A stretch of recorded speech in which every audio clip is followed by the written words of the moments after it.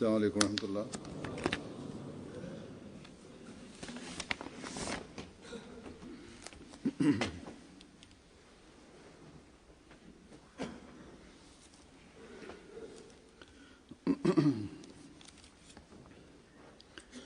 أشهد أن لا إله إلا الله وحده لا شريك له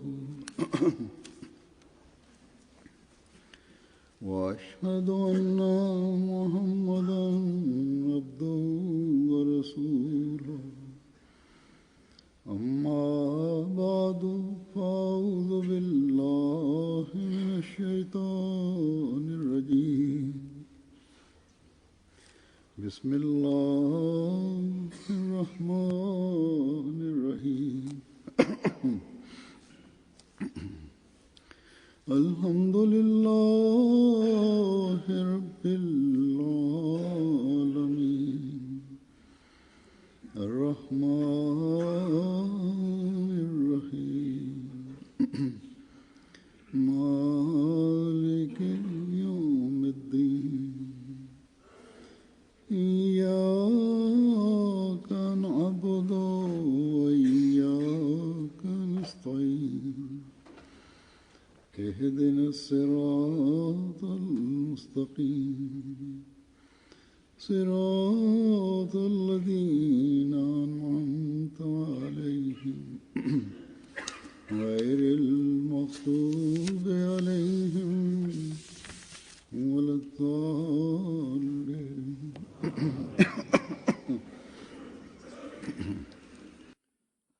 ഹസ്രത്ത് മസീഹെ മൗദ് അലൈഹി സ്വലാത്തു വസ്സലാമിന് ഒരു ഇൽഹാം ഉണ്ടായി.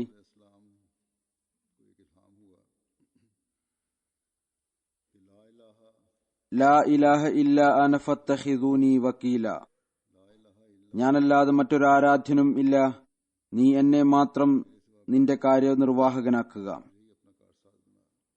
ഈ ഇൽഹാമിൽ അള്ളാഹു ഹസ്രത്ത് മസീഹെ മൗദ് അലൈഹി സ്വലാത്തു വസ്സലാമിന് ഈ ഒരു സമാധാനവും നൽകി. അതായത്, നിനക്ക് മറ്റെവിടേക്കെങ്കിലും നോക്കേണ്ട ആവശ്യമില്ല. നിന്റെ എല്ലാ ജോലികളും നന്നാക്കി തീർക്കുന്നവൻ ഞാനാണ്. നിന്റെ പ്രവർത്തനങ്ങളെ നടപ്പിൽ വരുത്തുന്നവൻ ഞാനാണ്.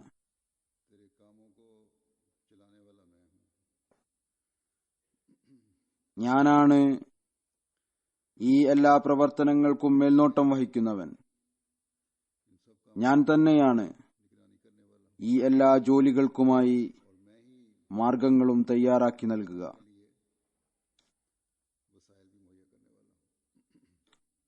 നീ എന്നെ നിന്റെ ആരാധകനാക്കിയിട്ടുണ്ടെങ്കിൽ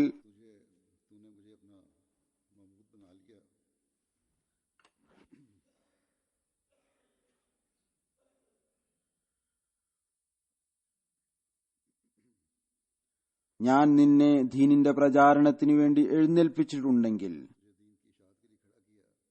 ഒരു വിധത്തിലും വ്യാകുലപ്പെടേണ്ട ആവശ്യമില്ല. ഞാൻ നിന്റെ എല്ലാ പ്രവർത്തനങ്ങളും നന്നാക്കി തീർക്കാൻ ശക്തിയുള്ളവനാണ്, നന്നാക്കി തീർക്കുകയും ചെയ്യും. ഹദ്റത്ത് മസീഹെ മൗദ് അലൈഹിസ്സലാം ഏതായാലും ഇതിന്റെ ചുരുങ്ങിയ വിശദീകരണം നൽകിയിട്ടുണ്ട്. ഞാൻ തന്നെയാണ് എല്ലാ ജോലികളുടെയും കാര്യനിർവാഹകൻ. അള്ളാഹു പറയുകയാണ്, അതുകൊണ്ട് നീ എന്നെ തന്റെ വക്കീൽ അഥവാ കാര്യനിർവാഹകൻ ആയി മനസ്സിലാക്കുക. മറ്റുള്ളവർക്ക് നിന്റെ പ്രവർത്തനങ്ങളിൽ ഒരു ഇടപെടലും ഇല്ല എന്ന് മനസ്സിലാക്കിക്കൊള്ളുക. ഹദ്റത്ത് മസീഹ് മൗഊദ് അലൈഹി സ്വലാത്തു വസ്സലാം പറയുന്നു, ഈ ഇൽഹാം ഉണ്ടായപ്പോൾ എനിക്ക് ഭയം ഉണ്ടായി. എന്റെ ഹൃദയം വിറക്കാൻ തുടങ്ങി. ഒരുപക്ഷെ അള്ളാഹുവിന്റെ ദൃഷ്ടിയിൽ എന്റെ ജമാഅത്ത് അള്ളാഹു അതിന്റെ പേര് പോലും എടുത്തു പറയാൻ യോഗ്യത ഇല്ലാത്തതാണോ? അവിടുന്ന് ജമാഅത്തിന്റെ ശ്രദ്ധ ക്ഷണിച്ചു. ഈ ഇൽഹാം ജമാഅത്തിലെ ഓരോ വ്യക്തിയും ഓർക്കേണ്ടതാണ്. അള്ളാഹു നിങ്ങളുടെ സേവനം ആവശ്യമുള്ളവനല്ല. നിങ്ങളുടെ ത്യാഗത്തിന്റെ ആവശ്യമില്ല, നിങ്ങളുടെ സഹായത്തിന്റെ ആവശ്യക്കാരനല്ല. അവൻ ഈ ജമാഅത്തിനെ സ്ഥാപിച്ചപ്പോൾ അതിനെ നടത്തിക്കൊണ്ടുപോകാനും അവൻ സംവിധാനം ഒരുക്കുന്നതാണ്. അദ്ദേഹം ജമാഅത്ത് അംഗങ്ങളോട് പറഞ്ഞു,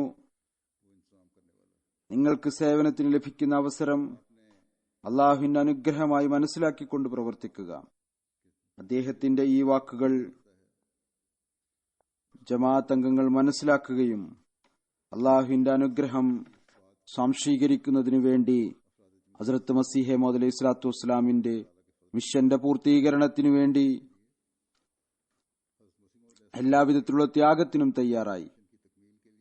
അതിൽ സാമ്പത്തിക ത്യാഗവും ഉണ്ട്. അതിന്റെ വളരെ ഉന്നതമായ മാതൃകകൾ കാണിക്കുകയുണ്ടായി. അദ്ദേഹത്തിന്റെ ജീവിതത്തിലും ഇന്നേ ദിവസം വരേക്കും ഈ മാതൃകകൾ കാണിച്ചുകൊണ്ടേയിരിക്കുന്നു. ഈ ത്യാഗം ചെയ്യുന്നവർ ഇത് ജമാഅത്തിനുമേലുള്ള ഒരു ഔദാര്യമായി മനസ്സിലാക്കുന്നില്ല, മറിച്ച് ത്യാഗത്തിനുള്ള അവസരം ലഭിക്കുന്നതിൽ അള്ളാഹുവിന് നന്ദി രേഖപ്പെടുത്തുന്നു. ഈ ഇൽഹാമിൽ ഈ ഒരു സൂചനയും ഉണ്ട്. അങ്ങേക്ക് ശേഷം ഖിലാഫത്തെ അഹമ്മദിയ എന്ന വ്യവസ്ഥിതിയും ഈ കാര്യം മുന്നിൽ വെക്കണം. അള്ളാഹുവിന്റെ ഉബൂദിയത്തിന്റെ കടമകൾ നിറവേറ്റാൻ ശ്രമിച്ചുകൊണ്ട് അള്ളാഹുവിൽ തവക്കുൽ ചെയ്തുകൊണ്ട് അവനോട് സഹായം ചോദിക്കുകയും അവനിൽ ആശ്രയം കണ്ടെത്തുകയും ചെയ്യണം. അങ്ങനെയെങ്കിൽ അള്ളാഹു സ്വയം എല്ലാ പ്രവർത്തനങ്ങളിലും എളുപ്പം പ്രദാനം ചെയ്യുന്നതായിരിക്കും. എല്ലാ കാര്യങ്ങളും നന്നാക്കി തീർക്കും. പ്രവർത്തനങ്ങൾ പര്യവസാനത്തിലെത്തിക്കാൻ സാധന സാമഗ്രികളും നൽകിക്കൊണ്ടിരിക്കും ഇൻഷാ അല്ലാഹു തആല. ഞാൻ പറഞ്ഞതുപോലെ അള്ളാഹുവിന്റെ സഹായത്തിന്റെ ദൃശ്യം നാം ഇന്നുവരേക്കും കണ്ടുകൊണ്ടിരിക്കുന്നു. അള്ളാഹു അഹ്മദികളുടെ ഹൃദയങ്ങളിൽ ത്യാഗത്തിന്റെ പ്രാധാന്യം ജനിപ്പിക്കുന്നു. അവർ അസാധാരണമായ മാതൃകകളും കാണിക്കുന്നു. ജമാഅത്തിൽ വസീയത്തിന്റെ ഒരു വ്യവസ്ഥിതിയുണ്ട്, ചന്ത ആമിന്റെ ഒരു വ്യവസ്ഥിതിയുണ്ട്. ഇതുകൂടാതെ വിവിധ പദ്ധതികൾ ഉണ്ടായിക്കൊണ്ടിരിക്കും. സഹോദരന്മാർ ഇതിൽ അസാധാരണമായ ത്യാഗത്തിന്റെ മാതൃകകൾ സ്ഥാപിക്കുന്നു. സ്ഥിരമായ 2 പദ്ധതികൾ ഉണ്ട്, അതായത് തഹ്രീക്കെ ജദീദും വഖഫെ ജദീദും. വഖഫെ ജദീദ് പദ്ധതി ആദ്യം പാകിസ്ഥാനിൽ മാത്രമായിരുന്നു, പിന്നീട് പൊതുവിൽ മുഴുവൻ ലോകത്തുമാക്കി തീർത്തു. ഇതിനുശേഷവും ഇതിൽ കൂടുതൽ വിശാലതയുണ്ടാക്കി. ത്യാഗത്തിന്റെ അസാധാരണമായ മാതൃകകൾ ജമാഅത്ത് അംഗങ്ങളിൽ നിന്ന് കാണാൻ സാധിക്കുന്നു. ജമാഅത്ത് അംഗങ്ങൾക്ക് അറിയാവുന്നതുപോലെ പാകിസ്ഥാനിൽ ഈ പദ്ധതി ആരംഭിച്ചപ്പോൾ ഗ്രാമങ്ങളിലും വിദൂര പ്രദേശങ്ങളിലും തർബീയത്തിപരവും തബ്ലീഗ് പരവുമായ പ്രവർത്തനങ്ങളിൽ വേഗത ഉണ്ടാക്കുന്നതിനു വേണ്ടിയാണ് ഈ പദ്ധതി അഥവാ വഖഫെ ജദീദ് ആരംഭിച്ചത്. പിന്നീട് ഇത് പൊതുവിൽ മുഴുലോകത്തും ആക്കിയപ്പോഴും ഇതിന് പ്രത്യേകമായ ലക്ഷ്യം ഉണ്ടായിരുന്നു. പ്രത്യേക പ്രദേശങ്ങൾക്ക് വേണ്ടിയായിരുന്നു ഇതിൽ നിന്ന് ചിലവ് ചെയ്യേണ്ടിയിരുന്നത്.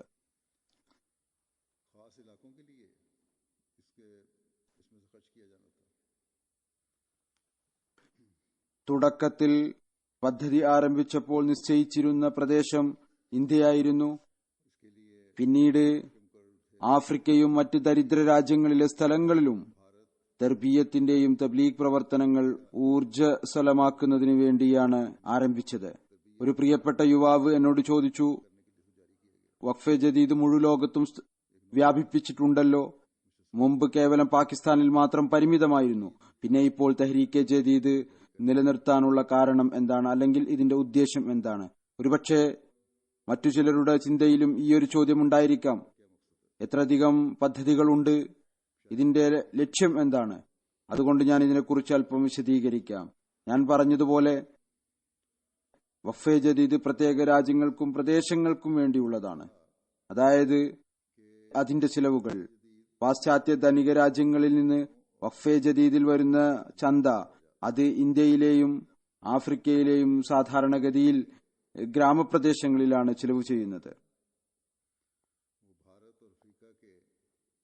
ഹദ്റത്ത് ഖലീഫത്തുൽ മസീഹ് റാബി ഈ പദ്ധതി ലോകത്തിലെ മറ്റു സ്ഥലങ്ങളിലും പൊതുവായ നിലയിൽ വ്യാപിപ്പിച്ചപ്പോൾ ധനിക രാജ്യങ്ങളിൽ വഖഫെ ജദീദ് ആരംഭിക്കുവാനുള്ള കാരണം തന്നെ ഇതായിരുന്നു.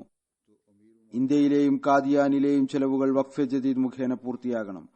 എന്നാൽ തഹരീക്കെ ജദീദിൽ നിന്ന് ചെലവ് ചെയ്യുന്നത് അത് ലോകത്തിലെ എല്ലാ രാജ്യങ്ങളിലും എവിടെയാണോ കേന്ദ്രത്തിൽ നിന്ന് സഹായം ആവശ്യമുള്ളത്, കാരണം ഈ തുക കേന്ദ്രത്തിലാണ് വരുന്നത്, അവിടങ്ങളിലെ ചെലവുകൾക്ക് വേണ്ടി വിനിയോഗിക്കുന്നു. ഏതായിരുന്നാലും വഖഫെ ജദീദ് മുഖേന ഒരുപാട് പദ്ധതികൾ അവികസിത രാജ്യങ്ങളിൽ, ദരിദ്ര രാജ്യങ്ങളിൽ പൂർത്തിയായിക്കൊണ്ടിരിക്കുന്നു. ജനുവരിയുടെ ആദ്യത്തെ ആഴ്ച അല്ലെങ്കിൽ രണ്ടാമത്തേത് വഖഫെ ജദീദിന്റെ വർഷം വിളംബരപ്പെടുത്താറുണ്ട്. അതുകൊണ്ട് ഞാൻ വഖഫെ ജദീദുമായി ബന്ധപ്പെട്ട് ഇന്ന് സംസാരിക്കുന്നതായിരിക്കും. പുതിയ വർഷം വിളംബരപ്പെടുത്തുകയും ചെയ്യുന്നതാണ്. രീതി അനുസരിച്ച് കഴിഞ്ഞ വർഷത്തെ റിപ്പോർട്ടും സമർപ്പിക്കുന്നതായിരിക്കും. അള്ളാഹുവിന്റെ അനുഗ്രഹത്താൽ വഖഫെ ജദീദിന്റെ 58-ാം വർഷം ഡിസംബർ 31 അവസാനിച്ചു. ഈ വർഷം അള്ളാഹുവിന്റെ അനുഗ്രഹത്താൽ വഖഫെ ജദീദിൽ ജമാഅത്ത് അംഗങ്ങൾക്ക് 68,91,000 പൗണ്ടിന്റെ സാമ്പത്തിക ത്യാഗം ചെയ്യുവാനുള്ള തൗഫീക്ക് ലഭിച്ചു. ഈ വസൂലി കഴിഞ്ഞ വർഷത്തേക്കാൾ 6,88,155 പൗണ്ട് കൂടുതലാണ്. ഈ വർഷവും പാകിസ്ഥാൻ ലോക ജമാഅത്തിൽ വസൂലിയുടെ അടിസ്ഥാനത്തിൽ ലോകത്തിലെ ജമാഅത്തുകളിൽ 1-ാം സ്ഥാനത്താണ്. മറ്റു രാജ്യങ്ങളുടെ പൊസിഷൻ പറയുന്നതിനു മുമ്പായി ഞാൻ വഖഫെ ജദീദിന്റെ അല്പം വിശദീകരണം പറയാൻ ആഗ്രഹിക്കുന്നു.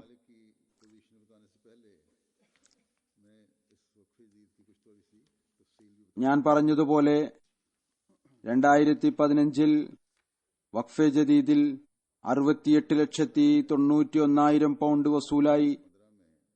ഇതിൽ ആകെ വസൂലിയുടെ 1/3 ഭാഗം ആ രാജ്യങ്ങളിൽ തന്നെ ചിലവാകുന്നു. അതായത് ദരിദ്ര രാജ്യങ്ങളിൽ, അവികസിത രാജ്യങ്ങളിൽ അവരിൽ നിന്ന് തന്നെ വസൂലാകുന്നു.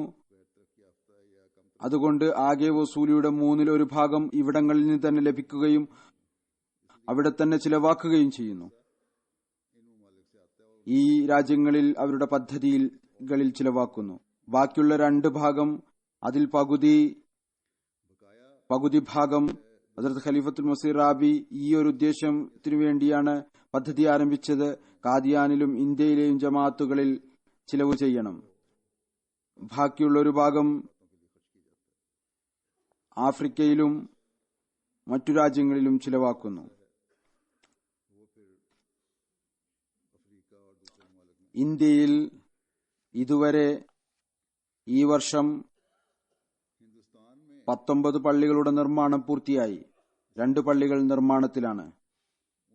ഈ വർഷം 23 മിഷൻ ഹൌസുകൾ നിർമ്മിച്ചു. 4 മിഷൻ ഹൌസുകൾ ഇപ്പോൾ നിർമ്മാണത്തിലാണ്. ഇതുകൂടാതെ കാദിയാനിലും ജൽസാഗാഹും വിവിധ പ്രൊജക്ടുകളും നിർമ്മിക്കപ്പെടുന്നതിനായി ചിലവാവുകയുണ്ടായി. നേപ്പാളും ഇന്ത്യക്ക് കീഴിൽ തന്നെയാണ്. ഇവിടെ നിന്ന് വക്കാലത്തെ തമീലു തൻഫീദാണ് കൺട്രോൾ ചെയ്യുന്നത്. ഭൂട്ടാനെയും കൺട്രോൾ ഇവിടെ നിന്നാണ്. ഏതായിരുന്നാലും നേപ്പാളിൽ 2 സുസ്ഥിര പള്ളികൾ നിർമ്മിച്ചു. 2 താൽക്കാലിക ഷെഡുകൾ നിർമ്മിച്ചു.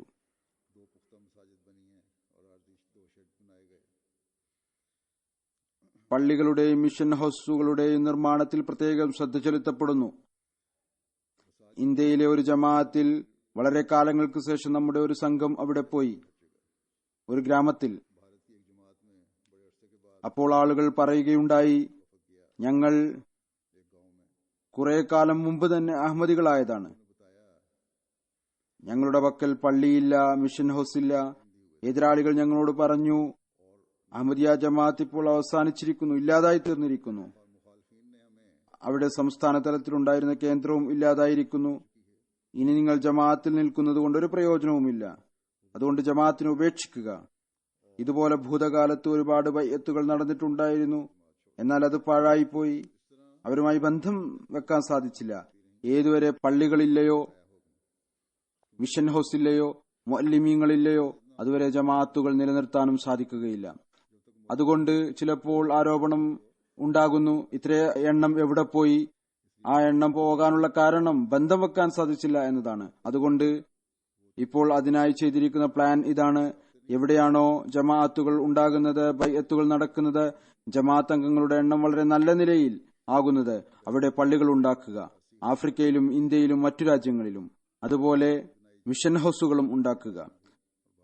അതുകൂടാതെ നടത്തുന്ന പ്രവർത്തനങ്ങൾ, അതിനും ചിലവുകൾ ഉണ്ടാകും. ഇന്ത്യയിൽ കഴിഞ്ഞ വർഷം തർബിയത്തി ക്ലാസുകൾ നടന്നു, റിഫ്രഷർ കോഴ്സുകൾ നടന്നു, വളരെ കൂടുതൽ എണ്ണത്തിൽ. അതിനും ചിലവുകൾ ഉണ്ടാകുന്നു. ഇപ്പോൾ ഇന്ത്യയിൽ മാത്രം പ്രവർത്തിക്കുന്ന മുഅല്ലിമീങ്ങൾ, അവരുടെ എണ്ണം 1137 ആണ്. അവരുടെ അലവൻസ്, താമസ സൗകര്യം, അവരുടെ യാത്രയുടെ ചെലവുകൾ, ഇങ്ങനെ ഇത് വളരെ വിശാലമായ ഒരു ചെലവുകളാണ്. ഇതുകൂടാതെ ആഫ്രിക്കയിലെ 26 രാജ്യങ്ങളിൽ ഇപ്പോൾ 1237 ലോക്കൽ മുഅല്ലിമീങ്ങൾ പ്രവർത്തിച്ചുകൊണ്ടിരിക്കുന്നു. ഗ്രാമങ്ങളിൽ പള്ളികളുടെ നിർമ്മാണത്തോടൊപ്പം ചില സ്ഥലങ്ങളിൽ മുഅല്ലിമീങ്ങളുടെ താമസത്തിനായി വീടുകളും റൂമുകളും നിർമ്മിക്കുകയുണ്ടായി. ഇതുകൂടാതെ നിർമ്മിക്കാൻ സാധിക്കാത്തിടങ്ങളിൽ മുഅല്ലിമീങ്ങൾക്ക് താമസിക്കുന്നതിനു വേണ്ടി, ഞാൻ പറഞ്ഞതുപോലെ, ജമാഅത്തുകൾ നിലനിർത്തണം എങ്കിൽ മുഅല്ലിമീങ്ങളെ അയക്കേണ്ടതായി വരുന്നു. അവരുടെ എണ്ണം ഇപ്പോൾ വളരെ കുറവാണ്. എങ്കിലും വളരെയധികം മുഅല്ലിമീങ്ങളുടെ ആവശ്യമുണ്ട്. ഏതായിരുന്നാലും ചെയ്യാൻ സാധിക്കുന്നിടത്തോളം ചെയ്യാനായി പരിശ്രമിക്കേണ്ടതാണ്. അതുകൊണ്ട് വളരെ പെട്ടെന്ന് വീടുകൾ ഉണ്ടാക്കാൻ സാധിക്കാത്തിടങ്ങളിൽ വാടകയ്ക്ക് കെട്ടിടം എടുക്കുന്നു. ഇപ്പോൾ ഉദാഹരണമായി ആഫ്രിക്കയിൽ തന്നെ 372 ജമാഅത്തുകൾ വാടക കെട്ടിടം എടുത്ത് മുഅല്ലിമീങ്ങളെ വെച്ചിട്ടുണ്ട്. ഈ വർഷം ആഫ്രിക്കയിൽ 130 പള്ളികളുടെ നിർമ്മാണം പൂർത്തിയായി. 47 പള്ളികൾ നിർമ്മാണത്തിലാണ്. ഇവരുടെ പദ്ധതി കൂടുതൽ 95 പള്ളികൾ നിർമ്മിക്കുക എന്നതാണ് ഈ വർഷം തന്നെ. അതുപോലെ ആഫ്രിക്കയിലെ 18 രാജ്യങ്ങളിൽ 82 മിഷൻ ഹൗസുകളുടെ നിർമ്മാണം പൂർത്തിയായിരിക്കുന്നു. 13 രാജ്യങ്ങളിലായി 21 മിഷൻ ഹൗസുകൾ നിർമ്മാണത്തിലാണ്. ഇതുകൂടാതെയും നിർമ്മിക്കാനുള്ള പദ്ധതികളുണ്ട്. ആഫ്രിക്കയിൽ നവ അഹമ്മദികളുടെ തർബിയത്തിനായി തർബിയത്തി ക്ലാസുകളും റിഫ്രഷർ കോഴ്സുകളും നടക്കാറുണ്ട്. അത് ഏകദേശം 2156 സ്ഥലങ്ങളിലായി 37,000-ഓളം തർബിയത്തി ക്ലാസുകളും റിഫ്രഷർ കോഴ്സുകളും നടന്നു. ഇതിൽ ഏകദേശം 1,00,000 നവ അഹമ്മദികൾ പങ്കെടുത്തു. 1132 ഇമാമിയങ്ങൾ ട്രെയിനിംഗ് കരസ്ഥമാക്കി. നവ അഹമ്മദികളുടെ തഅലീമും തർബിയത്തിനും അവരെ ജമാഅത്തിന്റെ പ്രവർത്തന നിരതമായ ഭാഗമാക്കി തീർക്കുന്നതിനു വേണ്ടി വിവിധ രാജ്യങ്ങളിൽ ഇവരുടെ തഅലീം തർബിയത്ത് ക്ലാസുകളും റിഫ്രഷർ കോഴ്സുകളും ഞാൻ പറഞ്ഞതുപോലെ നടന്നുവരുന്നു. ഒരുപാട് സത്പ്രകൃതക്കാരായ പള്ളി ഇമാമിയങ്ങളും ബൈഅത്ത് ചെയ്ത് ജമാഅത്തുകളിൽ പ്രവേശിക്കുന്നു. അവർക്കും പുതുതായ നിലയിൽ തർബിയത്ത് നൽകേണ്ടതായി വരുന്നു. ശരിയായ ഇസ്ലാമിനെ കുറിച്ച് മസ്ലഹകൾ പഠിപ്പിച്ചു കൊടുക്കേണ്ടതായി വരുന്നു. അവർക്ക് ക്ലാസുകൾ സംഘടിപ്പിക്കുന്നു. അതുകൊണ്ട് ഞാൻ പറഞ്ഞതുപോലെ ഇമാമിങ്ങളെയും ഉൾപ്പെടുത്തേണ്ടി വരുന്നു. അവരുടെ ക്ലാസുകൾ ഒരാഴ്ച മുതൽ 2 ആഴ്ച വരെ വർഷത്തിലെ വിവിധ അവസരങ്ങളിൽ ഇതിലും ചിലവുകൾ ഉണ്ടാകുന്നു. താമസത്തിന്റെയും ഭക്ഷണത്തിന്റെയും മറ്റും. ഇവിടെ എന്റെ മുന്നിൽ വന്ന റിപ്പോർട്ടിൽ അതിൽ ഞാൻ കണ്ടത് ബുർക്കിനോ ഫാസോയിലും നൈജറിലും ശ്രദ്ധിക്കേണ്ട ആവശ്യമുണ്ട്. ഇവരുടെ പ്രവർത്തനം കൂടുതൽ മെച്ചപ്പെടുത്താൻ സാധിക്കും. അതവർ ചെയ്യുന്നില്ല. ഏതായിരുന്നാലും ഞാൻ ഇനി പങ്കുചേർന്നിരിക്കുന്നവരെ കുറിച്ച് കുറച്ച് സ്ഥിതി വിവര കണക്കുകൾ കേൾപ്പിക്കാം. ആദ്യം ഞാൻ ഇത്ര വർധന ഉണ്ടായി എന്ന് പറഞ്ഞിരുന്നു. ഇപ്പോൾ വഖഫെ ജദീദിൽ പങ്കുചേർന്ന മുഖ്ലിസീങ്ങളുടെ എണ്ണം 2010 6 ലക്ഷം ആയിരുന്നു. അന്ന് ഞാൻ വിവിധ രാജ്യങ്ങൾക്ക് പ്രത്യേകമായ നിലയിൽ പദ്ധതി നൽകിയിരുന്നു. ഏതുവരെ ചന്തയുടെ വ്യവസ്ഥിതിയുമായി പങ്കുചേരുന്നില്ലയോ അതുവരെ തർബിയത്ത് സാധ്യമല്ല. ഇപ്പോൾ ഈ വർഷം അള്ളാഹുവിന്റെ അനുഗ്രഹത്താൽ പങ്കാളികളായവരുടെ എണ്ണം 12 ലക്ഷത്തിലധികം ആയിട്ടുണ്ട്. എന്നാൽ ഇപ്പോഴും വളരെയധികം ഒഴിവുണ്ട്. കാരണം ചന്തകളിൽ പങ്കാളികളാക്കുന്നതിലേക്ക് ശ്രദ്ധിക്കേണ്ടത് വളരെ അത്യാവശ്യമാണ്. ഇതുകൂടാതെ അള്ളാഹു പറയുന്നു, ഈമാനിൽ ഒരിക്കലും പുരോഗതി കൈവരിക്കാൻ സാധ്യമല്ല. പിന്നീട് ചന്തയുടെ നിസാം തന്നെ അത്തരത്തിലുള്ള നിസാമാണ്. അത് മുഖേന ബന്ധവും നിലനിൽക്കുന്നു. സ്വയം ചന്ത നൽകുന്നവർക്ക് ചന്തയുടെ അനുഗ്രഹങ്ങളും അറിയാൻ സാധിക്കുന്നു. പിന്നീട് അവർക്ക് ചന്ത നൽകുന്നതിനുള്ള താല്പര്യമുണ്ടാകുന്നു. ഏതാനും സംഭവങ്ങൾ ഞാൻ നിങ്ങളുടെ മുമ്പിൽ വെക്കാം. തൻസാനിയയിൽ നിന്ന് നമ്മുടെ മുബല്ലിഗ് എഴുതുന്നു, ഒരു നവ അഹമ്മദി വനിത കേവലം 1 മാസം മുമ്പാണ് അവർ ബൈഅത്ത് ചെയ്തത്. ഒരു ഗ്രാമത്തിൽ വസിക്കുന്ന ആളാണ്. അവരോട് വഖഫെ ജദീദിന്റെ അനുഗ്രഹങ്ങളെ കുറിച്ച് പറഞ്ഞപ്പോൾ പറഞ്ഞു, ഇപ്പോൾ എന്റെ പക്കൽ കാശൊന്നും തന്നെയില്ല, എന്നാൽ ചന്ത നൽകേണ്ട വർഷം അവസാനിക്കുകയാണ്. ഞാൻ ചന്തയുടെ അനുഗ്രഹങ്ങൾ നിഷേധിക്കപ്പെട്ടവളാകാൻ ആഗ്രഹിക്കുന്നില്ല. കുറച്ച് കാത്തിരുന്നാലും. അങ്ങനെ അവർ അവരുടെ വീട്ടിൽ പോയി അവിടെ നിന്ന് കോഴിമുട്ട എടുത്തുകൊണ്ടുവന്നു. മാർക്കറ്റിൽ കൊണ്ടുപോയി വിറ്റു. വീട്ടിൽ കോഴിമുട്ട ഉണ്ടായിരുന്നു. അതിന് 2000 ഷില്ലിംഗ് ലഭിച്ചു. അതവർ വഖഫെ ജദീദ് ചന്തയായി നൽകി. ഇവർ 1 മാസം മുമ്പാണ് അഹമ്മദിയായത്. ചന്ത നൽകേണ്ടത് നിർബന്ധമാണ് എന്ന ബോധം അവർക്കുണ്ടായി.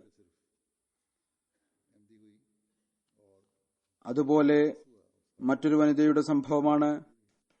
ഇവരും നവ അഹമ്മദിയാണ്. പറയുന്നു, വീട്ടിൽ ഭക്ഷണത്തിനായി ഒന്നും തന്നെ ഉണ്ടായിരുന്നില്ല. ഉണ്ടായിരുന്ന പണം ചന്തയായി നൽകി. എന്നാൽ ആരോ ഇവർക്കൊരു സഹോദരൻ ഉണ്ടായിരുന്നു. സഹോദരനല്ല, എന്നാൽ ആരോ ഇവർക്ക് പണം നൽകാനുണ്ടായിരുന്നു. എന്നാൽ പറയുന്നു, ഞാൻ ചന്തയിൽ പണം നൽകിയ വളരെ ദീർഘകാലമായി ആ വ്യക്തിയിൽ നിന്ന് പണം ചോദിക്കുന്നുണ്ടായിരുന്നു. എന്നിൽ നിന്ന് കടം വാങ്ങിയ ആ വ്യക്തി പണം ഉടനെ തന്നെ തിരിച്ചു നൽകുന്നുണ്ടായിരുന്നില്ല. ചന്ത നൽകിയ ഉടനെ തന്നെ അയാളുടെ സന്ദേശം ലഭിച്ചു, നിന്റെ പണം എന്റെ പക്കൽ ഉണ്ട്, വന്നു വാങ്ങിക്കൊണ്ടുപോവുക. അങ്ങനെ അവർ ചന്ത നൽകിയ തുകയേക്കാൾ 4-5 ഇരട്ടിയായിരുന്നു ആ തുക. ഗാംബിയയിൽ നിന്നൊരു വനിത, അവർ 2 വർഷം മുമ്പാണ് ബൈഅത്ത് ചെയ്തത്. അവരുടെ വിവാഹം കഴിഞ്ഞ് 10 വർഷം കഴിഞ്ഞിരുന്നു. കഴിഞ്ഞ വർഷം വഖഫെ ജദീദിന്റെ ചന്തയെക്കുറിച്ച് പറഞ്ഞപ്പോൾ അവർ അവരുടെ കഴിവനുസരിച്ച് ചന്ത നൽകി. പിന്നീട് എനിക്കും ദുആക്ക് വേണ്ടി എഴുതുകയുണ്ടായി. അള്ളാഹു അനുഗ്രഹിച്ചു. അവർക്ക് അള്ളാഹു ഇരട്ട കുട്ടികളെ നൽകുകയുണ്ടായി. അവർ പറയുന്നു, ചന്തയുടെ അനുഗ്രഹം എന്താണ് എന്ന് എനിക്കിപ്പോഴാണ് മനസ്സിലായത്.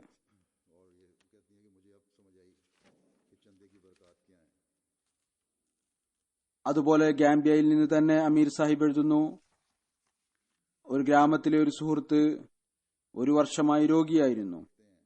രോഗത്തിനിടക്ക് നടക്കാനോ ചലിക്കാനോ ഒന്നും സാധിച്ചിരുന്നില്ല. ഒരു ജോലിയും ചെയ്യാൻ സാധിക്കുമായിരുന്നില്ല. അതുകൊണ്ട് സാമ്പത്തിക സ്ഥിതിയും വളരെ മോശമായിരുന്നു. അങ്ങനെ കഴിഞ്ഞ വർഷം വഖഫെ ജദീദിനെ കുറിച്ച് പറഞ്ഞപ്പോൾ അദ്ദേഹത്തിന്റെ പക്കൽ 5 ഡല്ലാസിയാണ് ഉണ്ടായിരുന്നത്. അത് അദ്ദേഹത്തിന് ആരോ സദക്കയായി നൽകിയതായിരുന്നു. ആ 5 ഡല്ലാസി അദ്ദേഹം വഖഫെ ജദീദിൽ നൽകി. പറയുന്നു, അള്ളാഹു ഈ വിധത്തിൽ അനുഗ്രഹിച്ചു. ഏതൊരാൾക്കാണോ നടക്കാനും ചലിക്കാനും സാധിക്കാതിരുന്നത്, ഇപ്പോൾ അള്ളാഹു അദ്ദേഹത്തിന്റെ ജോലിയിൽ ഈ വിധം അനുഗ്രഹം ചൊരിഞ്ഞു. വളർത്തുമൃഗങ്ങളുടെ ഒരു കൂട്ടം അദ്ദേഹത്തിന്റെ പക്കലുണ്ട്. അദ്ദേഹം കൃഷി ചെയ്യുന്നു. അദ്ദേഹം പറഞ്ഞു, അള്ളാഹു ചെയ്ത ഈ അനുഗ്രഹമെല്ലാം തന്നെ എന്റെ വിളവും നല്ല നിലയിലായി. എന്റെ പക്കൽ മൃഗങ്ങളുടെ ഒരു വലിയ കൂട്ടവും ഉണ്ടായി. ഇതെല്ലാം തന്നെ ചന്തയുടെ അനുഗ്രഹങ്ങളാണ്. ഗാംബിയയിൽ നിന്ന് തന്നെ അമീർ സാഹിബ് എഴുതുന്നു, ഒരു വനിതയുടെ ഭർത്താവ് 7 വർഷം മുമ്പ് പെട്ടെന്ന് അപ്രത്യക്ഷനായി. വളരെ പ്രയാസത്തിലായിരുന്നു. അവരോട് ആളുകൾ പറയുമായിരുന്നു, ഇത്രയധികം കാലമായി അദ്ദേഹം വന്നിട്ടില്ലല്ലോ, മരിച്ചു പോയിട്ടുണ്ടാകും, നീ വീണ്ടും വിവാഹം കഴിക്കുക. അവര് പറയും ഇല്ല. ഏതായിരുന്നാലും അവരുടെ പക്കൽ ചന്തക്കായി വഖഫെ ജദീദിന് ചന്ത അവർ നൽകേണ്ടതുണ്ടായിരുന്നു. 5 ഡല്ലാസി അവർ ചന്ത നൽകി പറയുന്നു. അതിനുശേഷം എനിക്ക് മാനസിക സമാധാനം ലഭിച്ചു. പിന്നീട് മാനസിക സമാധാനം മാത്രമല്ല ലഭിച്ചത്, 2 മാസത്തിന് ശേഷം തന്നെ പെട്ടെന്ന് ഒരു ദിവസം അവരുടെ ഭർത്താവ് സുരക്ഷിതനായി തിരിച്ചു വന്നു. അദ്ദേഹം എന്തോ കാരണം കൊണ്ട് എവിടെയോ കുടുങ്ങിയതായിരുന്നു. വരുന്നത് വളരെ പ്രയാസകരമായിരുന്നു. ഏതായിരുന്നാലും ഭർത്താവിന്റെ ആ അവസ്ഥ ശരിയായി ഭർത്താവ് തിരിച്ചു വന്നു. ഇപ്പോൾ അള്ളാഹുവിന്റെ അനുഗ്രഹത്താൽ അവർക്കൊരു പെൺകുട്ടിയും ജനിച്ചിരിക്കുന്നു. ഫിൻലാൻഡിൽ നിന്ന് ഒരു സുഹൃത്ത് എഴുതുന്നു, എന്റെ വാഗ്ദാനം 510 യൂറോ ആയിരുന്നു കഴിഞ്ഞ വർഷം. ഞാൻ പറഞ്ഞു, ഈ വർഷം അവസ്ഥ വളരെ മോശമാണ്, അതുകൊണ്ട് ഞാൻ എന്റെ വാഗ്ദാനം 100 യൂറോ ആക്കി. കൂടുതൽ നൽകാൻ സാധ്യമല്ല. പറയുന്നു, അള്ളാഹു എന്നെ ഈ വിധം പിടിച്ചു. ഒരു ദിവസം അവിചാരിതമായി എന്റെ വണ്ടി റോട്ടിൽ കേടായി. അതിന്റെ അറ്റകുറ്റപ്പണിക്കായി എനിക്ക് വർക്ക്ഷോപ്പിൽ പോകേണ്ടതായി വന്നു. വന്ന ബിൽ കൃത്യം അദ്ദേഹം ആദ്യം നൽകിയ വാഗ്ദാനത്തോളമായിരുന്നു, അതായത് 510 യൂറോ. വീട്ടിലെത്തിയ ഉടനെ അദ്ദേഹം പറഞ്ഞു, അള്ളാഹു എനിക്ക് പാഠം നൽകിയതാണ്. അങ്ങനെ ഉടനെ തന്നെ അദ്ദേഹം തന്റെ വഖഫ് ജദീദിന്റെ വാഗ്ദാനം പൂർത്തിയാക്കി ചന്ത നൽകി. സിറാലിയൂണിലെ ഒരു അഹമ്മദി വനിത ഹെഡ് മിസ്ട്രസ് ആണ്. പ്രൈമറി സ്കൂളിലെ പറയുന്നു, മിഷണറി സാഹിബ് ചന്തയെക്കുറിച്ച് എന്നോട് പറഞ്ഞു, എന്നാൽ പണം ഉണ്ടായിരുന്നില്ല. ഞാൻ ആദ്യം തന്നെ നൽകിയിരുന്നു. പറയുന്നു, എന്റെ ഒരു സഹോദരൻ ഉണ്ടായിരുന്നു, വളരെ കാലം മുമ്പ് ക്രിസ്ത്യാനിയായി മാറിയിരുന്നു. എന്നോട് ദേഷ്യത്തിലായിരുന്നു. പറയുമായിരുന്നു, നീയും ക്രിസ്ത്യാനിയാകുക, ഉപേക്ഷിച്ച് അമേരിക്കയിൽ പോയി. പറയുന്നു, ഞാൻ വളരെ ബുദ്ധിമുട്ടി. ഏതായാലും ചന്ത നൽകി. അവസ്ഥ ആ വിധത്തിലായിരുന്നില്ല. ഒരു ദിവസം അവന്റെ ഫോൺ വന്നു. അവൻ പറഞ്ഞു, ശരി, നീ മുസ്ലിമായി ഇരിക്കുക, അഹമ്മദിയായി നിലകൊള്ളുക. ശരി, എനിക്ക് ഒരു കുഴപ്പവും ഇല്ല. ഏതായാലും എനിക്ക് നിന്നെ സഹായിക്കണം എന്ന തോന്നലുണ്ടായിരിക്കുന്നു. അതുകൊണ്ട് ഞാൻ നിനക്ക് ഈ വലിയ സംഖ്യ അയക്കുകയാണ്. സഹോദരനുമായി ബന്ധവും ഉണ്ടായി, സമൃദ്ധിയും ലഭിച്ചു. ഇന്ത്യയിൽ നിന്ന് മുബല്ലിഗ സിൽസില എഴുതുന്നു, കോയമ്പത്തൂരിൽ നിന്ന്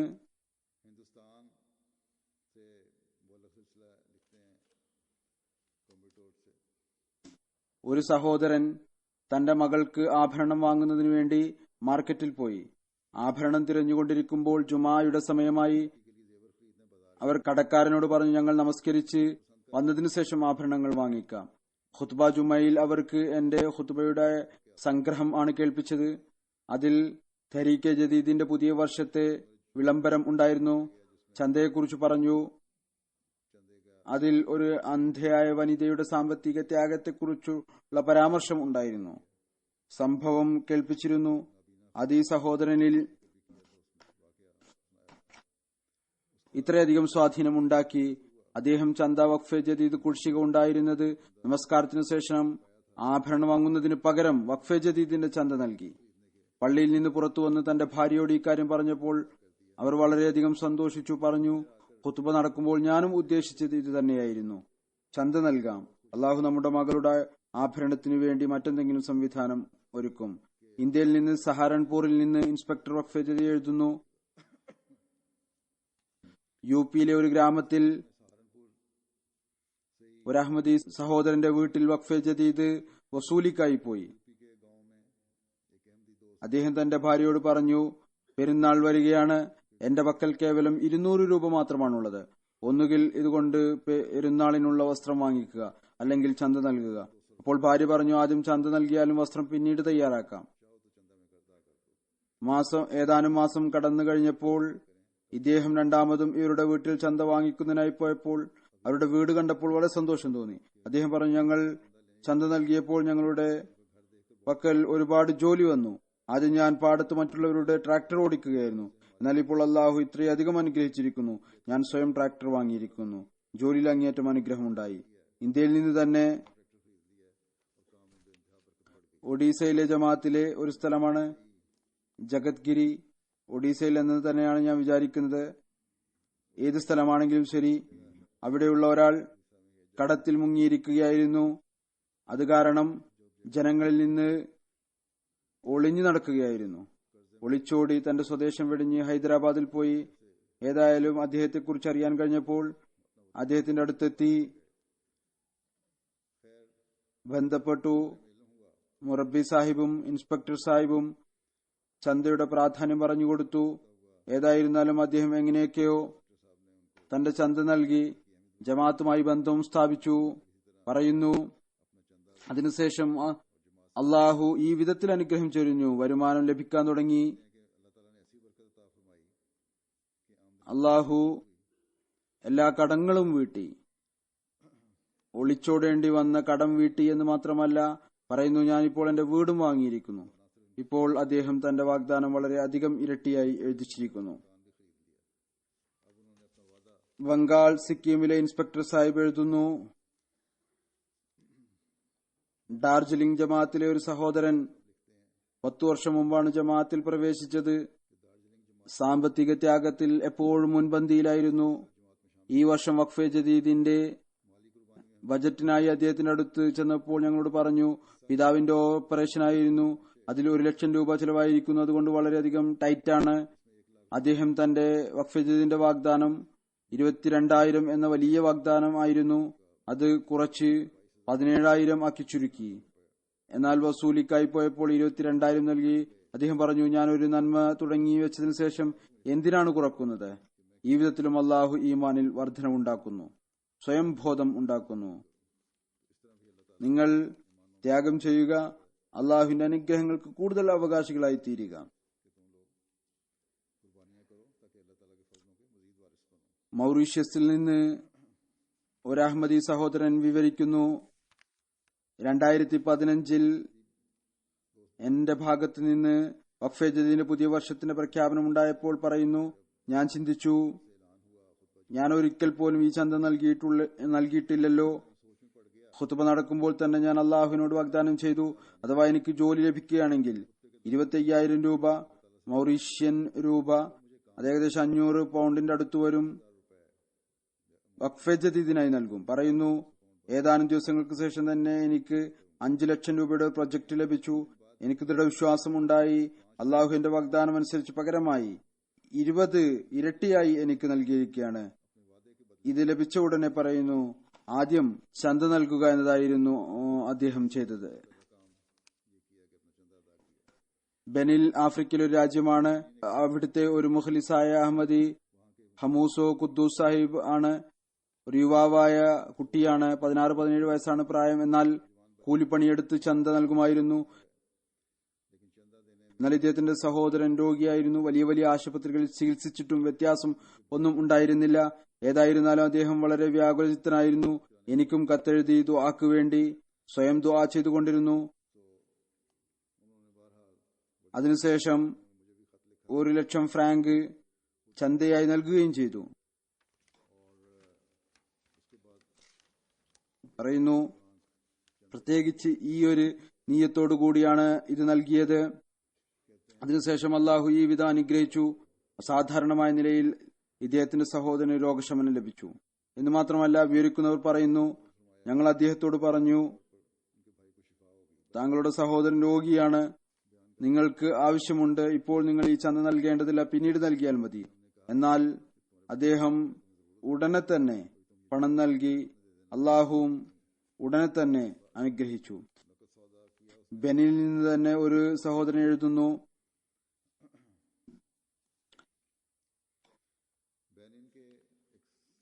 ഇദ്ദേഹം വളരെ കൃത്യനിഷ്ഠയോടുകൂടി ചന്ത നൽകുന്ന ആളാണ്. പറയുന്നു, 2015 ഡിസംബർ 4 രാത്രി കൊള്ളക്കാരുടെ ഒരു വലിയ സംഘം വിവിധ ഗ്രാമങ്ങളിൽ നിന്ന് എരുമകളെ മോഷ്ടിച്ചുകൊണ്ട് ഞങ്ങളുടെ ഗ്രാമത്തിലും വന്നു.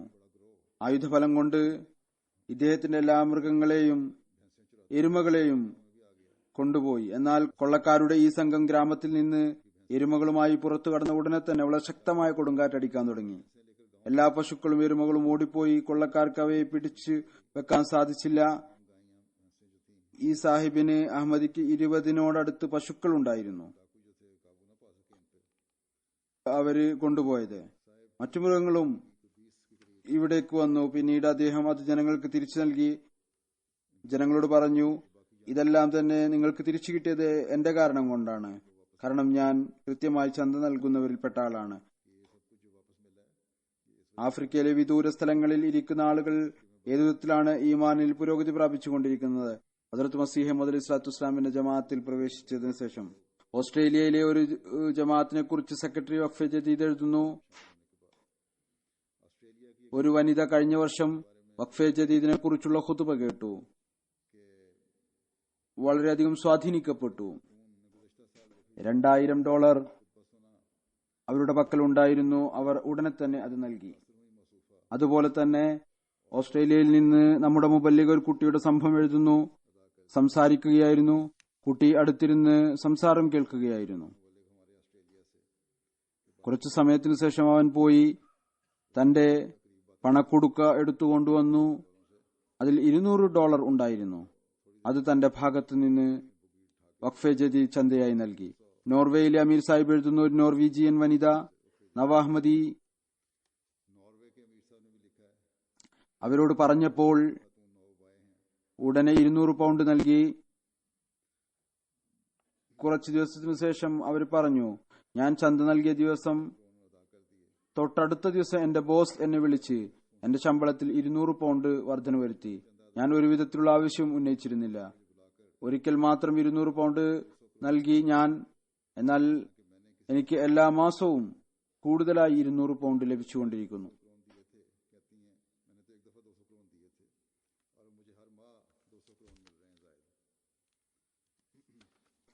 കോങ്കോ കിൻഷാസയിൽ നിന്ന് ഒരു സഹോദരൻ ഈ അടുത്ത് ബൈഅത്ത് ചെയ്ത ആളാണ്. അദ്ദേഹത്തിന് ജമാഅത്തിന്റെ സാമ്പത്തിക വ്യവസ്ഥയെക്കുറിച്ച് പറഞ്ഞുകൊടുത്തു. അപ്പോൾ അദ്ദേഹം ആ സമയം മുതൽ സ്ഥിരമായി ചന്ത നൽകാൻ തുടങ്ങി. ഈ നവാഹ്മദി സഹോദരൻ പറയുന്നു, ചന്ത നൽകിയത് മുഖേന എന്റെ സാമ്പത്തിക അവസ്ഥയിൽ വളരെ മെച്ചമുണ്ടായിരിക്കുന്നു. ഇതിനു മുമ്പ് ഞാൻ ഏത് ജോലിയിൽ കൈവച്ചാലും അത് വിജയിക്കുമായിരുന്നില്ല. എന്നാൽ എന്നാണോ ചന്ത നൽകാൻ തുടങ്ങിയത്, അള്ളാഹുവിന്റെ അനുഗ്രഹം ഈ വിധത്തിൽ ഉണ്ടായിക്കൊണ്ടിരിക്കുന്നു. ഇപ്പോൾ എന്റെ പക്കൽ പശുക്കളുമുണ്ട്. റിസ്കിൽ വളരെയധികം ബർക്കത്തുണ്ടായിരിക്കുന്നു. ജർമ്മനിയിലെ നാഷണൽ സെക്രട്ടറി വഖഫ് ജദീദ് എഴുതുന്നു, ജർമ്മനിയിലെ ജമാഅത്തിലെ സെമിനാർ ഉണ്ടായിരുന്നു. അതിൽ ഒരു നവാഹ്മദി വനിത പങ്കെടുത്തു. ജമാഅത്തിലെ സദർ ലജ്ന പറയുന്നു, സെമിനാറിന് ശേഷം ആ നവാഹ്മദി വനിത വഖഫ് ജദീദിൽ €400 എന്ന വലിയ തുക നൽകി. ഇവർ തന്റെ കുടുംബത്തിലെ ഏക അഹമ്മദിയാണ്. വളരെ വലിയ എതിർപ്പുകൾ നേരിടുന്നുണ്ട്. അള്ളാഹുരുടെ എതിർപ്പും ദൂരീകരിക്കുമാറാകട്ടെ.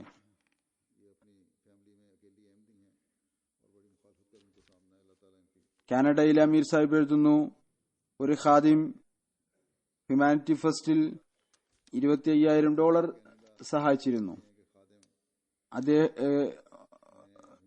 റെഫ്യൂജീസിനു വേണ്ടി അദ്ദേഹം പറഞ്ഞു, എന്റെ പേര് വെളിപ്പെടുത്തരുതെന്ന്. അദ്ദേഹത്തിന് വഖഫ് ജദീദിനെ കുറിച്ച് പറഞ്ഞുകൊടുത്തു. ആദ്യം സഫെ അവലിൽ പങ്കാളിയായിരുന്നു, അല്ലെങ്കിൽ പങ്കാളിയാകാൻ വേണ്ടി പറഞ്ഞു. അദ്ദേഹം അല്പം മടിച്ച് സഫെ ദോമിൽ പങ്കാളിയാകാം എന്ന് വാഗ്ദാനം ചെയ്തു. എന്നാൽ ചന്ത നൽകേണ്ട സമയം വന്നപ്പോൾ ഞാൻ സഫെ അവൽ തന്നെ ചന്ത നൽകും, എന്നിൽ അതിൽ ഉൾപ്പെടുത്തിയാലും എന്ന് പറഞ്ഞു.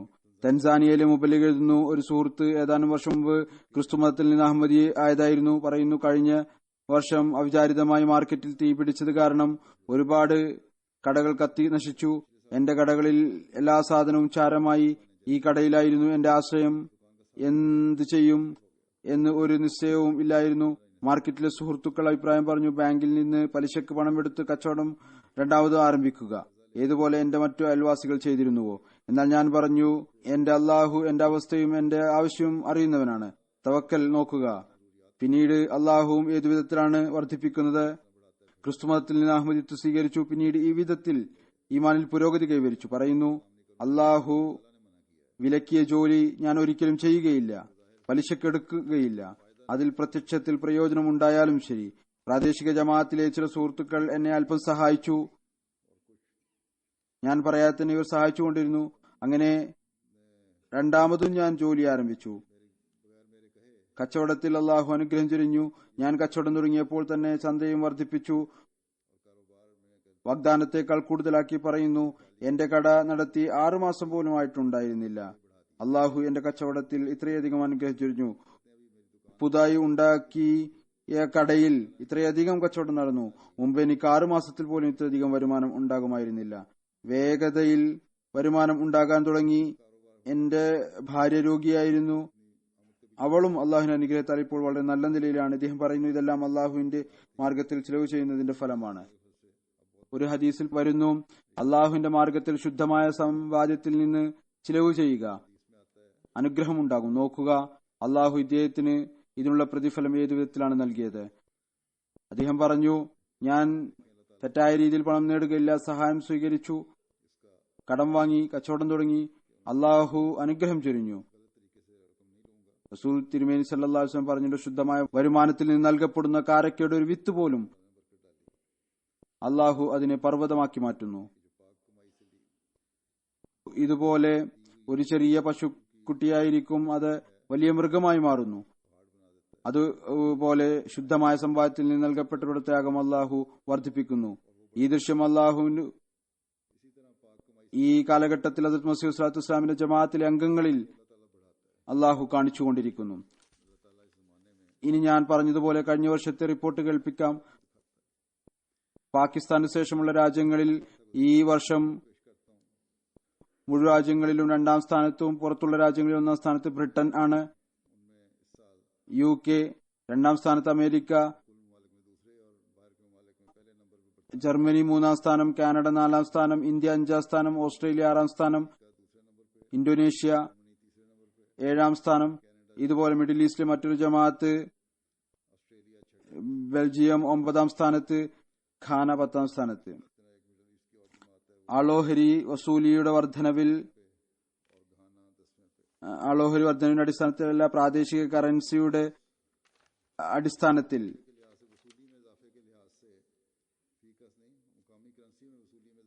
ഖാന 1ാം സ്ഥാനത്താണ്. അതിനുശേഷം അമേരിക്കയും പിന്നീട് ബ്രിട്ടനുമാണ്. വലിയ ജമാഅത്തുകളിൽ ആളോഹരി അടിസ്ഥാനത്തിൽ 1ാം സ്ഥാനത്ത് മിഡിൽ ഈസ്റ്റിലെ ഒരു ജമാഅത്താണ്, പിന്നീട് അമേരിക്കയാണ്, വീണ്ടും മിഡിൽ ഈസ്റ്റിലെ ഒരു ജമാഅത്താണ്. 4ാം സ്ഥാനത്ത് സ്വിറ്റ്സർലൻഡ്, 5ാം സ്ഥാനത്ത് ബ്രിട്ടൻ, 6ാം സ്ഥാനത്ത് ഓസ്ട്രേലിയ, ബെൽജിയം, 9ാം സ്ഥാനത്ത് ജർമ്മനി, 10ാം സ്ഥാനത്ത് കാനഡ.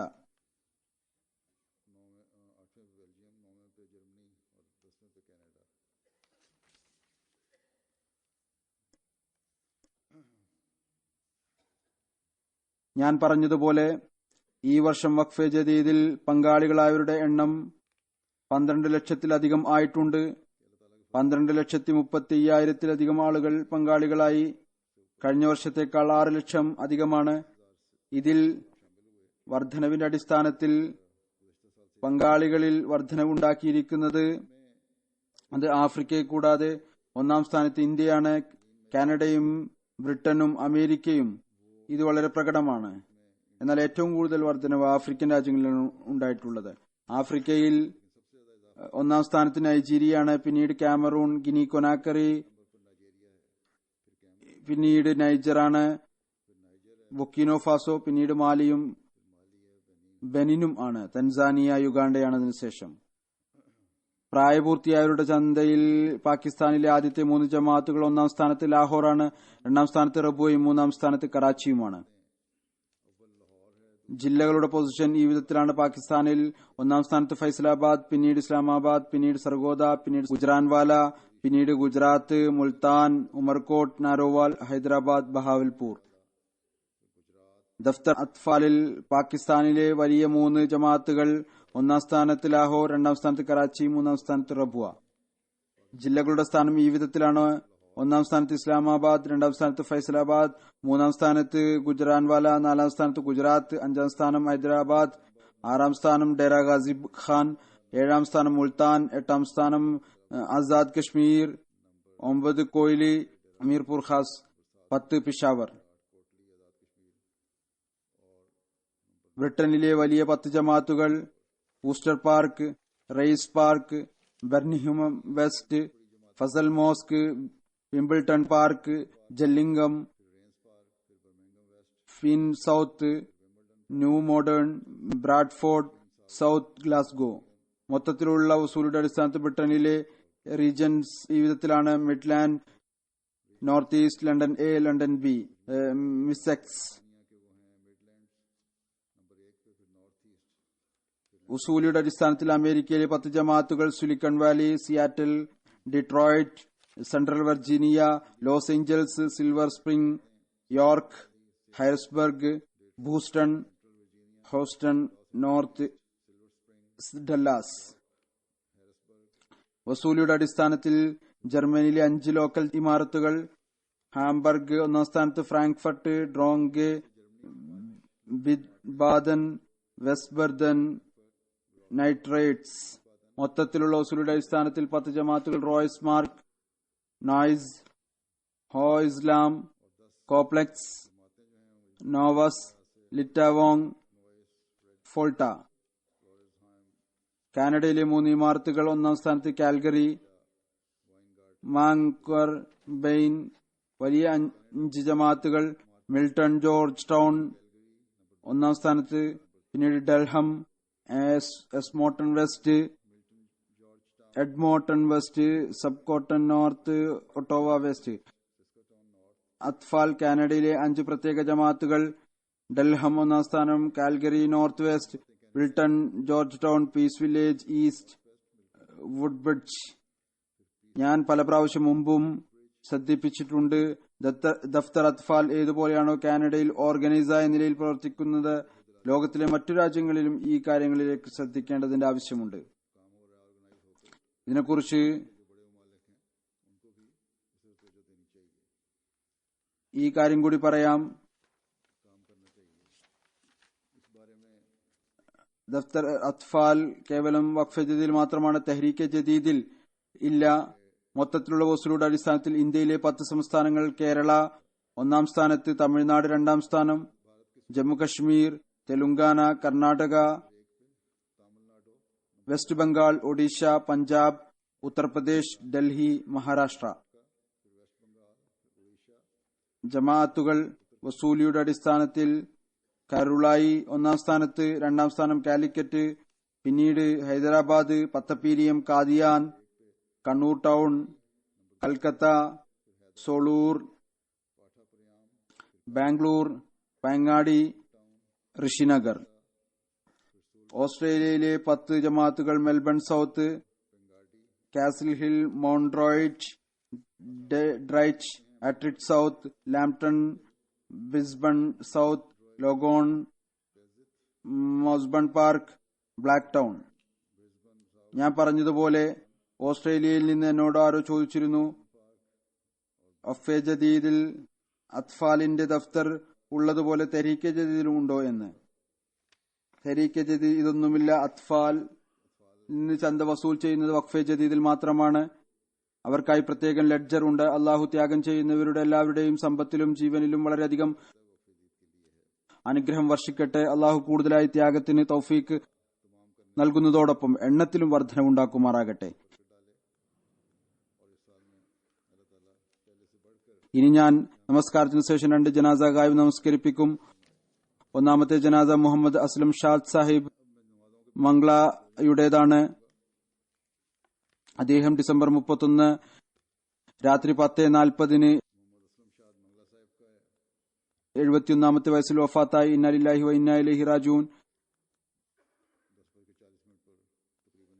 ഹൃദയത്തിലുള്ള ബുദ്ധിമുട്ട് അദ്ദേഹത്തിനുണ്ടായിരുന്നു. ചെക്കപ്പിനു വേണ്ടി ഹോസ്പിറ്റലിൽ പോയതായിരുന്നു. ഡോക്ടർ അദ്ദേഹത്തിന്റെ അവസ്ഥ ശരിയല്ല എന്ന് കണ്ടപ്പോൾ അഡ്മിറ്റ് ചെയ്തു. അവിടെ വീണ്ടും ഈ കാലയളവിൽ അദ്ദേഹത്തിന് ഹാർട്ട് അറ്റാക്ക് ഉണ്ടായി. വെന്റിലേറ്ററിലേക്ക് ഷിഫ്റ്റ് ചെയ്തു. രണ്ടാമതും അദ്ദേഹത്തിന് ഹോസ്പിറ്റലിൽ വെച്ച് തന്നെ പക്ഷാഘാതം ഉണ്ടായി, ഹാർട്ട് അറ്റാക്കും ഉണ്ടായി. വൃക്കകളുടെ ബുദ്ധിമുട്ടും നേരിട്ടു. ഡയാലിസിസ് ചെയ്തുകൊണ്ടിരുന്നു. ഏതായിരുന്നാലും 3-ാമത്തെ തവണ ഹാർട്ട് അറ്റാക്ക് ഉണ്ടായപ്പോൾ ഹോസ്പിറ്റലിൽ വെച്ച് തന്നെ പിന്നീട് ഷോക്ക് നൽകിയിട്ടും റിക്കവറി പ്രയാസകരമായിരുന്നു. അവസാനം അദ്ദേഹം അള്ളാഹുവിന് പ്രിയപ്പെട്ടവനായി. ഇന്നാ ലില്ലാഹി വ ഇന്നാ ഇലൈഹി റാജിഊൻ. ഇദ്ദേഹത്തിന്റെ പിതാവിന്റെ പേര് ഹാജി സാലിം മുഹമ്മദ് എന്നായിരുന്നു. ഇദ്ദേഹം 168-171 ചക്മംഗല സർഗോദക്കാരനാണ്. ഇദ്ദേഹത്തിന്റെ മാതാവിന്റെ പേര് സാഹിബ് ബീവി എന്നായിരുന്നു.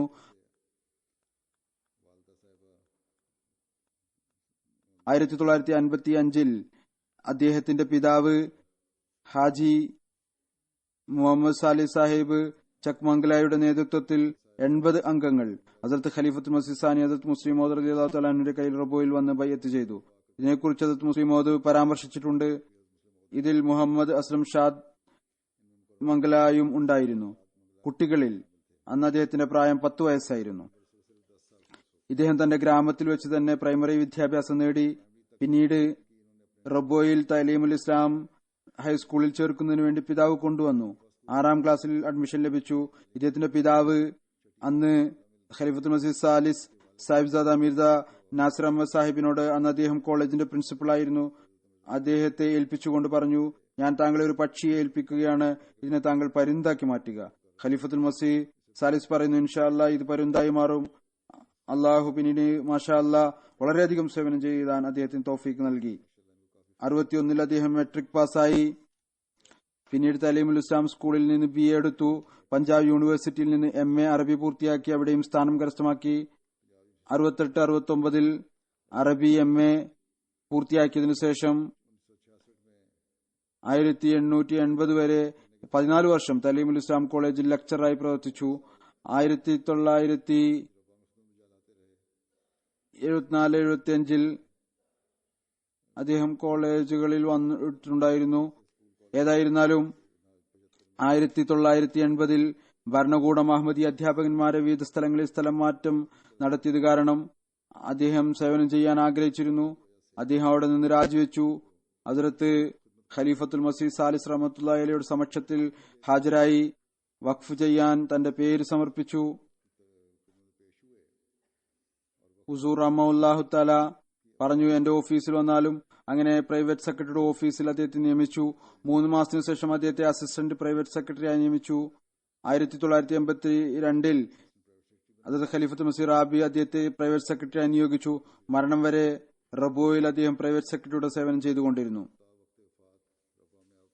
ഹസ്രത്ത് ഖലീഫത്തുൽ മസീഹ് റാബി ലണ്ടനിൽ വന്നപ്പോൾ അന്ന് അദ്ദേഹത്തിന് ഇവിടെയും 1 വർഷം പ്രൈവറ്റ് സെക്രട്ടറിയായി സേവനം ചെയ്യാനുള്ള തൗഫീക്ക് ലഭിച്ചു. 1982 മുതൽ മരണം വരെ സെക്രട്ടറി മജ്ലിസ് ഷൂറ പാകിസ്ഥാനായി സേവനം ചെയ്യാൻ തൗഫീക്ക് ലഭിച്ചു. 68 മുതൽ 83 വരെ മജ്ലിസ് ഖുദ്ദാമുൽ അഹമ്മദിയയിൽ വിവിധ സ്ഥാനങ്ങളിൽ സേവനം ചെയ്തു. 86 മുതൽ 2015 വരെ അൻസാറുല്ലാഹിൽ വിവിധ സ്ഥാനങ്ങളിൽ സേവനത്തിനുള്ള തൗഫീക്ക് ലഭിച്ചു.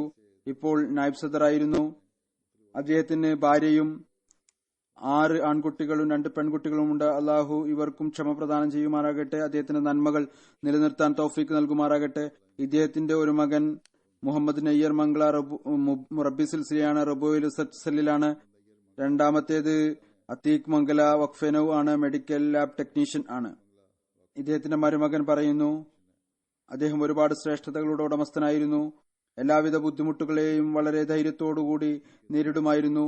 അദ്ദേഹത്തിന്റെ നാവിൽ നിന്ന് ഒരിക്കലും തന്നെ ഏതെങ്കിലും വേദനയുടെ പ്രയാസത്തിന്റെ വാക്കുകൾ ഉണ്ടായി കേട്ടിട്ടില്ല.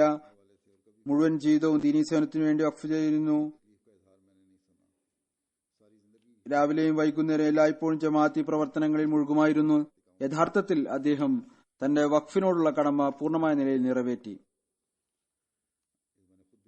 അദ്ദേഹത്തിന്റെ മകൻ പറയുന്നു, നെയ്യർ അഹമ്മദ് തഹജ്ജുദിന് സ്വയം എഴുന്നേൽക്കുകയും വീട്ടുകാരെ ഉപദേശിക്കുകയും ചെയ്യുമായിരുന്നു.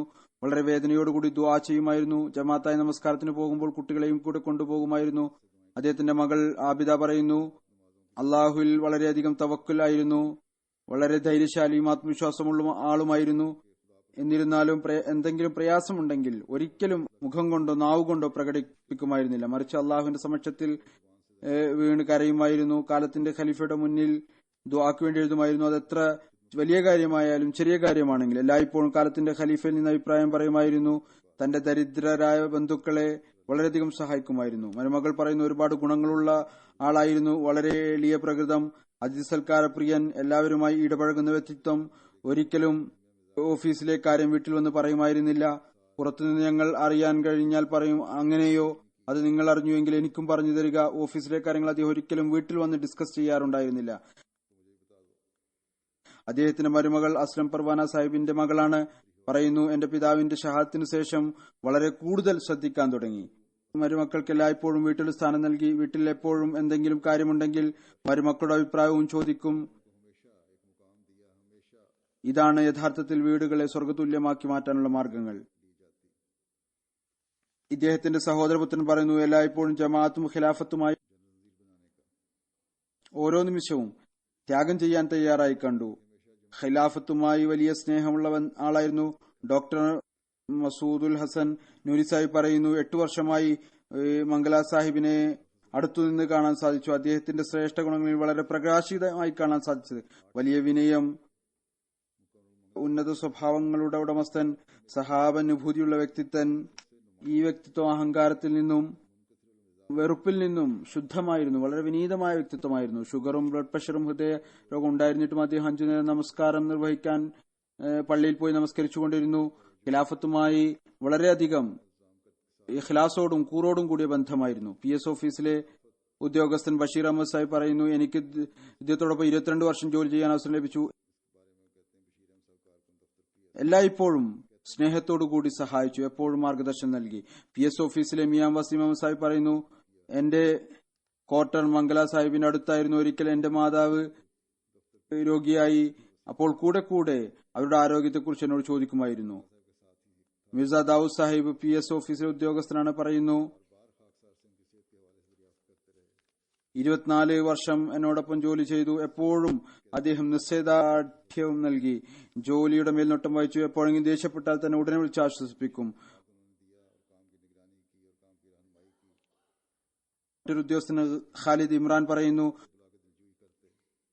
ഒരുപാട് ഗുണങ്ങളുടെ ഉടമസ്ഥനായിരുന്നു. എന്നാൽ ക്ഷമിക്കുക എന്ന ഗുണം അദ്ദേഹത്തിൽ വളരെയധികം ഉണ്ടായിരുന്നു. ഏതെങ്കിലും ഉദ്യോഗസ്ഥനോട് എത്ര തന്നെ ദേഷ്യമുണ്ടെങ്കിൽ ഉടനെ മാപ്പാക്കുകയും ഹൃദയം ശുദ്ധിയാക്കുകയും ചെയ്യുമായിരുന്നു. നമ്മുടെ ഇവിടെയുള്ള ഉദ്യോഗസ്ഥൻ പ്രൈവറ്റ് സെക്രട്ടറി ഓഫീസിലെ സലീം സഫർ സാഹിബ്, അദ്ദേഹം പറയുന്നു, മംഗല സാഹിബുമായി വളരെ പഴയ ബന്ധമാണ് ഉണ്ടായിരുന്നത്. അദ്ദേഹം ആരോടൊപ്പം ആരോടെങ്കിലും ദേഷ്യപ്പെടുകയോ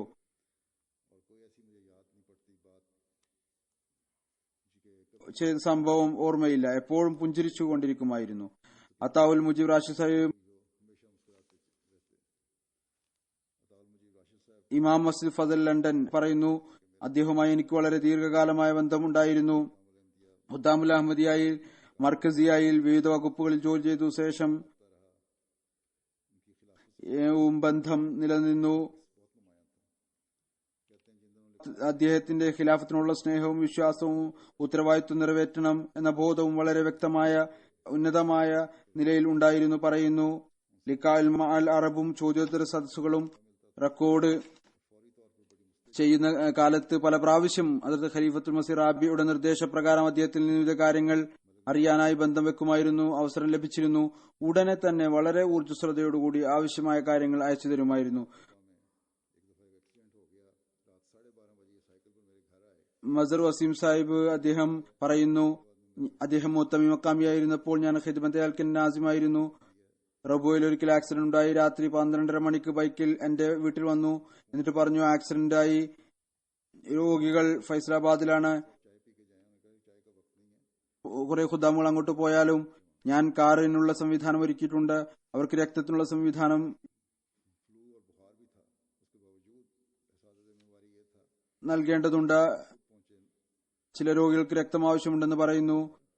ഏതായിരുന്നാലും ഞാൻ പറഞ്ഞു, മംഗല സാഹിബ് ചായ കുടിച്ചു പോയാലും തണുപ്പുണ്ടായിരുന്നു.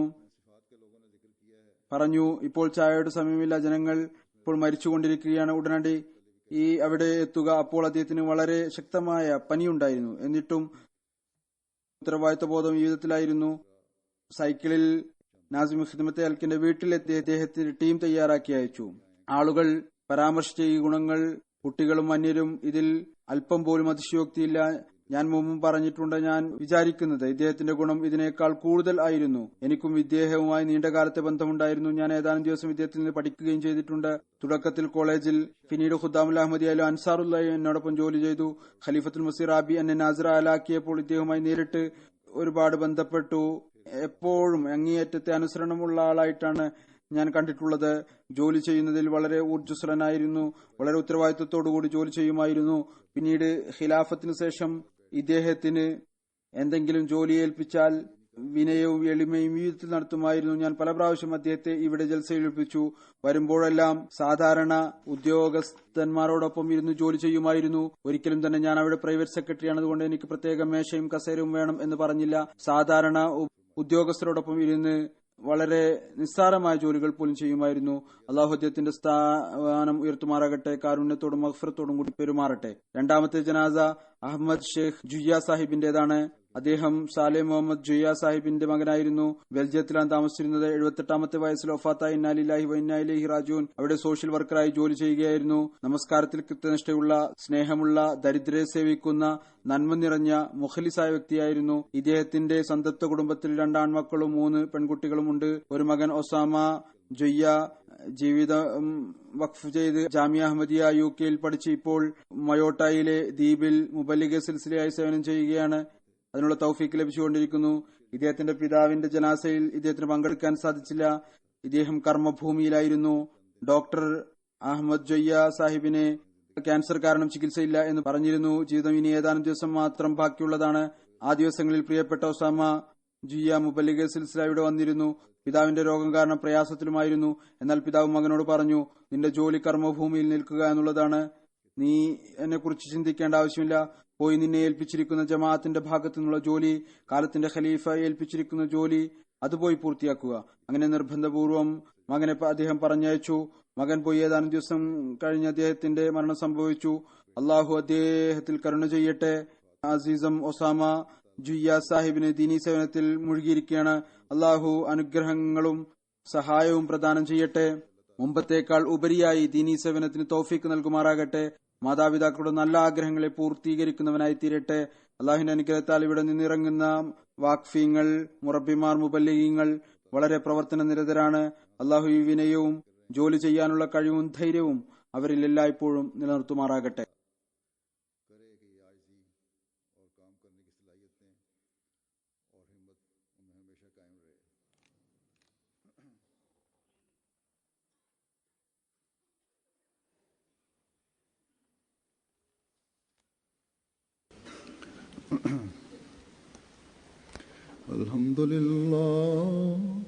Alhamdulillah nahmaduhu wa nasta'inuhu wa nastaghfiruhu wa nu'minu bihi wa natawakkalu alayhi wa na'udhu billahi min shururi anfusina wa min sayyiati a'malina. من يهده الله فلا مضل له ومن يضلله فلا هادي له ونشهد أن لا إله إلا الله ونشهد أن محمدا عبده ورسوله. عباد الله رحمكم الله إن الله يأمر بالعدل والإحسان وإيتاء ذي القربى وينهى عن الفحشاء والمنكر والبغي يعظكم لعلكم تذكرون. اذكروا الله يذكركم وادعوه يستجب لكم ولذكر الله أكبر.